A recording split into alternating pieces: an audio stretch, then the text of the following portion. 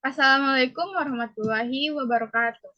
Waalaikumsalam warahmatullahi Waalaikumsalam warahmatullahi wabarakatuh. wabarakatuh. Perkenalkan, kami dari kelompok 7 akan mempresentasikan hasil diskusi kami tentang perubahan organisasi. Sebelumnya, kami beranggotakan 3 orang, yaitu Davela Danilawati, Ribio Sitarbila, dan Gafari Muhammad. Baiklah, materi pertama yang akan dibacakan oleh Davela. Ya, baiklah, saya ucapkan terima kasih kepada moderator yang telah memberikan kesempatan untuk menyampaikan materi. Baiklah, saya akan memulai untuk membacakan materi. Latar belakang dari perubahan organisasi. Di era globalisasi seperti kini, perusahaan dituntut harus siap melakukan perubahan karena lingkungan bisnis yang selalu saja berubah-ubah. Manajemen perubahan diperlukan untuk memastikan organisasi dapat beradaptasi dengan perubahan yang terjadi dan meningkatkan efektivitas kinerja perusahaan agar tetap dapat bersaing di tengah perkembangan dan perubahan pasar. Saat ini, setiap organisasi di tiap industri menghadapi tantangan yang semakin besar dalam membangun kapasitasnya melakukan perubahan. Dalam lingkungan organisasi, semua akan berubah. Lingkungan organisasi memiliki 3 komponen penting, yaitu lingkungan internal, lingkungan eksternal, dan interface atau penghubung antar lingkungan internal dan eksternal. Lingkungan eksternal sendiri terdiri seperti perubahan sosial, struktur masyarakat, budaya, teknologi, demografi politik, ekonomi, dan lain-lain. Sementara lingkungan internal seperti kondisi sumber daya manusia, budaya organisasi, sistem komunikasi, sistem kerja, dan lain-lain. Adapun komponen penghubung adalah segala sesuatu yang dimiliki organisasi yang berhubungan dengan lingkungan eksternal. Tujuan pembahasan materi kali ini yaitu untuk mengetahui kekuatan penyebab perubahan sendiri, mengetahui penolakan dan proses dalam mengelola perubahan, mengetahui jenis inovasi untuk menghadapi perubahan. Isinya, perubahan organisasi adalah suatu proses di mana organisasi tersebut berpindah dari keadaan yang sekarang menuju ke masa depan yang diinginkan untuk meningkatkan efektivitas organisasinya.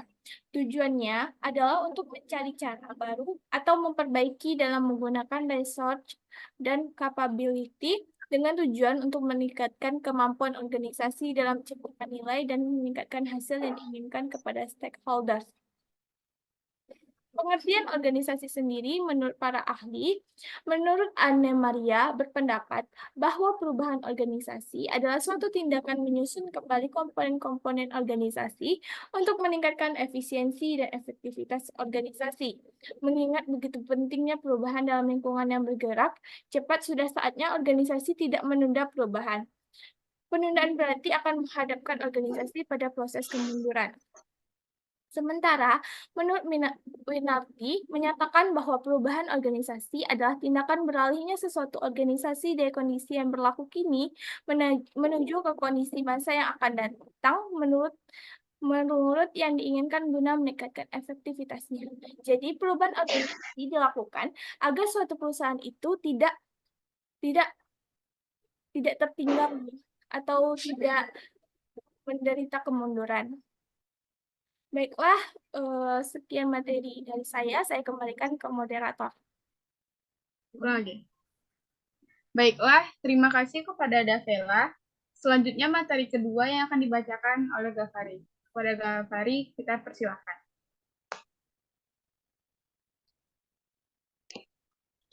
Terima kasih kepada moderator yang telah mengizinkan saya untuk menjelaskan tentang kekuatan eksternal.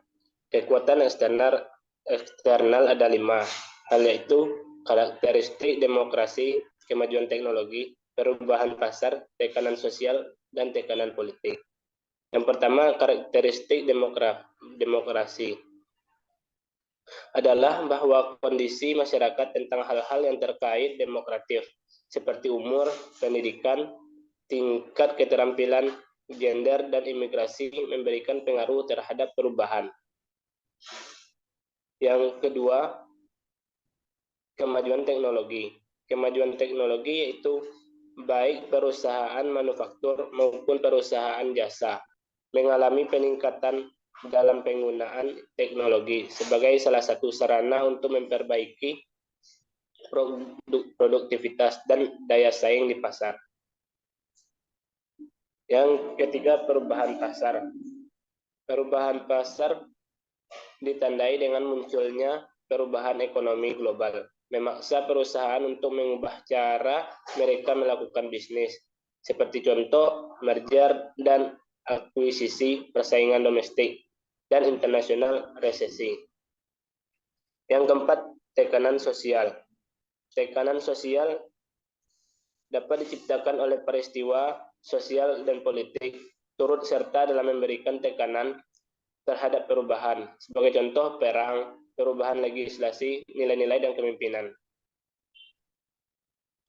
Dan yang kelima, teknik tekanan politik.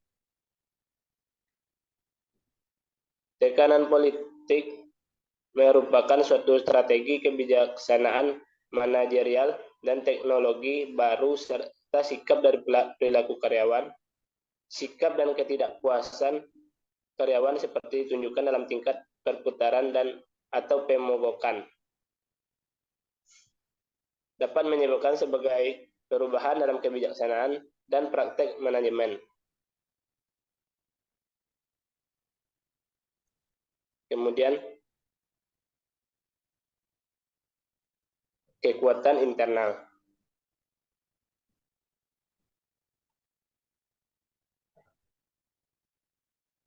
Kekuatan internal ada dua. Yang pertama, masalah prospek sumber daya manusia, masalah-masalah dari persepsi karyawan mengenai bagaimana mereka diperlakukan di tempat kerja dan adanya kecocokan antara kebutuhan dan keinginan pribadi dan organisasi. Sebagai contoh, masalah tersebut adalah kebutuhan yang tidak terpenuhi, ketidakpuasan kerja, absensi dan perputaran kerja, produktivitas dan partisipasi atau sarananya. Yang kedua, perilaku atau keputusan manajerial. Adanya konflik yang berlebihan antara manajer dan bawahannya menandakan bahwa perubahan yang diperlukan. Contohnya, problem dari perilaku keputusan manajerial, konflik kepemimpinan, sistem penghargaan, dan reorganisasi struktural. Dan penolakan proses pengelolaan perubahan. Kretner dan Kiniki mendefinisikan penolakan terhadap perubahan sebagai tanggapan emosional atau keperilakuan terhadap perubahan kerja yang nyata atau yang dibayangkan. Adapun bentuk tanggapan tersebut adalah dapat berbentuk penerimaan, ketidakpedulian, penolakan pasif, dan penolakan aktif. Hanya ini yang resisten to change, penolakan terhadap perubahan seringkali ketika pemimpin akan melakukan perubahan.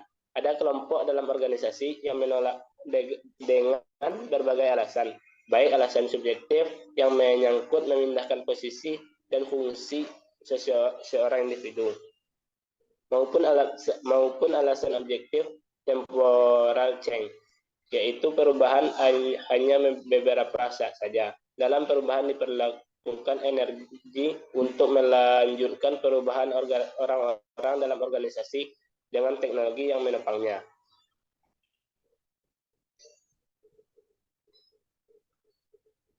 Hanya ini yang bisa saya jelaskan, saya kembalikan kepada moderator.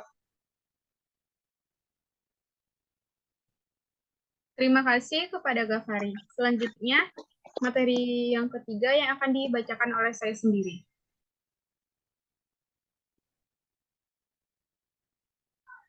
Inovasi untuk menghadapi perubahan. Inovasi sebagai suatu gagasan baru yang diterapkan untuk memprakarsai atau memperbaiki suatu produk atau proses dan jasa.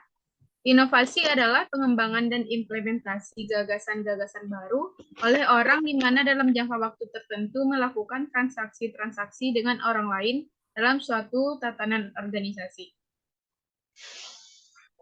Selanjutnya, inovasi untuk menghadapi perubahan, yaitu A. Instrumental innovation. Instrumental innovation adalah bentuk inovasi paling umum dan biasanya memanfaatkan teknologi yang sudah ada dengan meningkatkan nilai produk seperti fitur, desain, dan lain-lain. Yang B, disruptive innovation, dikenal juga dengan inovasi tersembunyi yang melibatkan penerapan teknologi untuk membentuk pasar baru. Dan C, architectural innovation, hanya mengambil pelajaran teknologi keterampilan secara keseluruhan, kemudian menerapkannya di pasar yang berbeda. Yang terakhir, radical innovation adalah jenis inovasi yang bertujuan untuk menciptakan produk baru dan tidak berkaitan dengan produk lain.